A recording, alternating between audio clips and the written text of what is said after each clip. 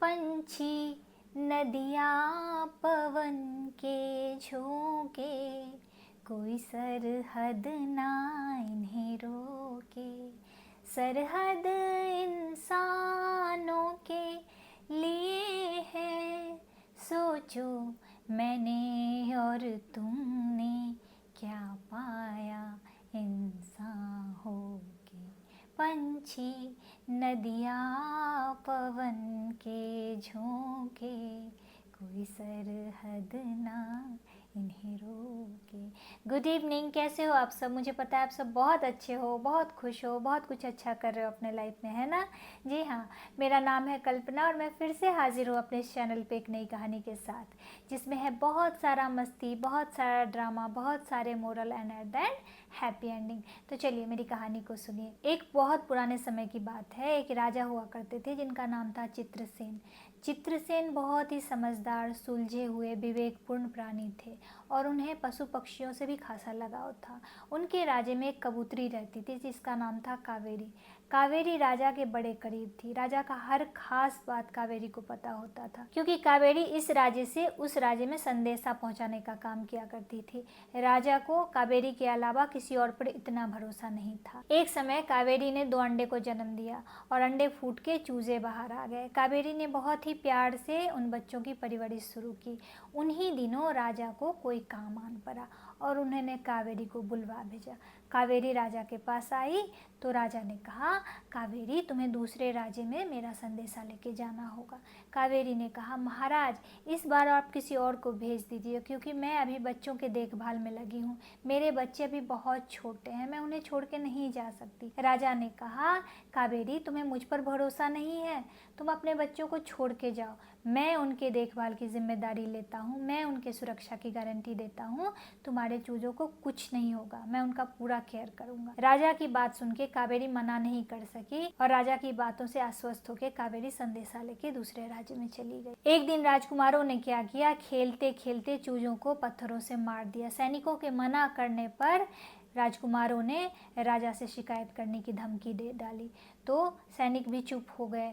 इधर कावेरी जब लौट के आई और उसे पता चला कि उसके चूजे मारे गए हैं तो कावेरी को बहुत दुख हुआ। पहले तो कावेरी ने सैनिकों से पूछा। सैनिकों ने बताया, राजकुमार ने हमें धमकी दी कि हम राजा को बताएंगे तो वो राजा से हमारी शिकायत कर देंगे, इसलिए हम चुप हो गए। कावेरी राजकुमारों के पास गई तो राजकुमारों ने कहा कि वो हम खेल रहे थे, खेलते खेलते मर गए, हमने जानबूझ के थोड़ी न मरा है। फिर कावेरी राजा के पास गुहार लेके गई। राजा ने कहा, मुझे माफ़ कर दो कावेरी, मैंने चूजों की जिम्मेदारी सैनिकों के ऊपर छोड़ दी थी, मुझे पता ही नहीं चला कि वो मारे गए हैं। मैं राजकुमार को समझा दूंगा और आगे से ऐसा ना हो इस बात का मैं ध्यान भी रखूंगा। राजा के ऐसे आश्वासन से मेरे बच्चे लौट के आएंगे क्या? ऐसा सोच के कावेरी बहुत दुखी हो गई और वापस अपने घर आ गई। अपने घर आके पहले तो कावेरी बहुत दुखी रही, फिर उसने मन ही मन एक योजना बनानी शुरू कर दी। उसने ऊपर से ऐसा व्यवहार रखा जैसे कुछ हुआ ही नहीं है और अंदर ही अंदर बदले की आग में वो जलती रही और उसने एक योजना बना डाली। एक दिन राजा को किसी काम से बाहर जाना था और राजा चले गए। कावेरी ने एक सैनिक को, जो राजा के पालतू शेर की देखभाल किया करता था, अपने भरोसे में ले लिया और राजकुमार के साथ खेलते खेलते शेर के पिंजरे तक जा पहुंची। राजकुमारों को खेलता हुआ देख के कावेरी ने सैनिक को इशारा किया और सैनिक ने शेर का पिंजरा खोल दिया। शेर जब बाहर आया तो आदतन राजकुमार उसे चिढ़ाने लगे, उस पर पत्थर फेंकने लगे, तो शेर ने प्रहार किया, राजकुमारों को जख्मी किया। मौका देखते ही कावेरी ने बड़े ही चालाकी से शेर को वापस पिंजरे में भेज दिया और उसे बंद करवा दिया और वहां से चली गई। इधर राजकुमार को वैद्य खाने में लाया गया और उनका इलाज होने लगा। राजा जब वापस आए और राजकुमारों के जख्मी होने की खबर मिली तो राजा तुरंत ही राजकुमारों के पास पहुंचे और बहुत ही दुखी हुए और तुरंत ही उनको बहुत गुस्सा आया। उन्होंने तलवार निकाली और सैनिकों को बुलवा भेजा कि राजकुमारों के इस हालत के लिए कौन जिम्मेदार है। सारे सैनिक मुंह झुका के खड़े रहे।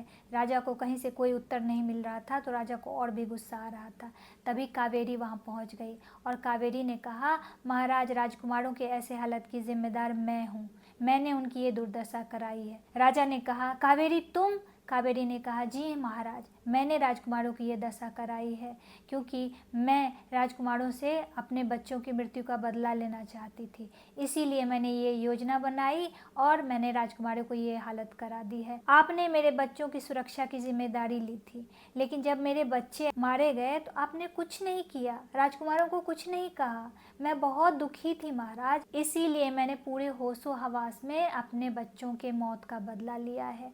अब आप जो भी चाहें, जो भी सज़ा देना चाहें, मैं भुगतने के लिए तैयार हूँ। मुझे बिल्कुल भी बुरा नहीं लग रहा है, बिल्कुल भी गिल्ट नहीं हो रहा है। राजा ने अपनी तलवार वापस रख ली और कहा, कावेरी मुझे माफ़ कर दो, तुमने जो भी किया वो उचित ही किया है। राजकुमारों को सज़ा मिलनी ही चाहिए थी। मैंने नहीं दिया, तुमने दिला दिया, तुमने बिल्कुल ठीक किया। मैं तुम्हें कोई सज़ा नहीं देना चाहता हूँ।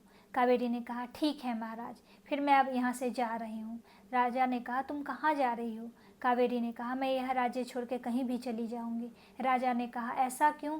कावेरी ने कहा, महाराज एक पीड़ित और एक दोषी एक जगह नहीं रह सकते। राजा ने कहा, जब पिछली बातों को भुला दिया जाए तो सब साथ में रह सकते हैं। कावेरी ने कहा, महाराज मैं वो बातें नहीं भुला सकती, मेरे बच्चे मारे गए, मैं यहाँ रहूँगी, मुझे हर दिन हर पल वो बातें याद आएंगी, इसलिए मुझे माफ़ कीजिए, मैं आपसे विदा लेती हूँ। ऐसा कह के कावेरी वहाँ से चली गई और राजा को अपने आप पर बहुत पछतावा हो रहा था। तो देखा आपने, सारे पशु पक्षी जीव जानवर जो भी हैं, सबको इस धरती पे रहने का हक है, सबको जीने का हक है। जिसने जन्म दिया है उसी को हक है कि वो उसको मारेगा, हम नहीं होते हैं उसे मारने वाले।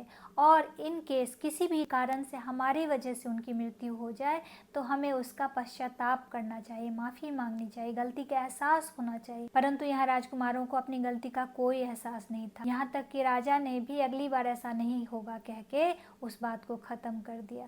परंतु कावेरी का दिल टूट चुका था, उसके बच्चे मारे गए थे। कोई भी माता पिता अपने बच्चों के साथ बुरा नहीं होने दे सकते हैं, चाहे वो इंसान हो या जानवर। सबको हक है, सबको जीने का हक है, सबको खुश रहने का हक है। तो हमें भी दूसरे जीवन, दूसरे पशु पक्षी प्राणी की रक्षा करनी चाहिए, उनके जीवन का महत्व समझना चाहिए, उनके जीवन का आदर करना चाहिए, है ना। तो इसी आशा और उम्मीद के साथ कि मेरे बच्चों ने एक नया लेसन सीखा, आप सब हंसते रहिए, मुस्कुराते रहिए और आते रहिए मेरे इस चैनल पे मेरी कहानी को सुनने के लिए। तब तक के लिए आप सबसे विदा लेती हूँ। जय हिंद।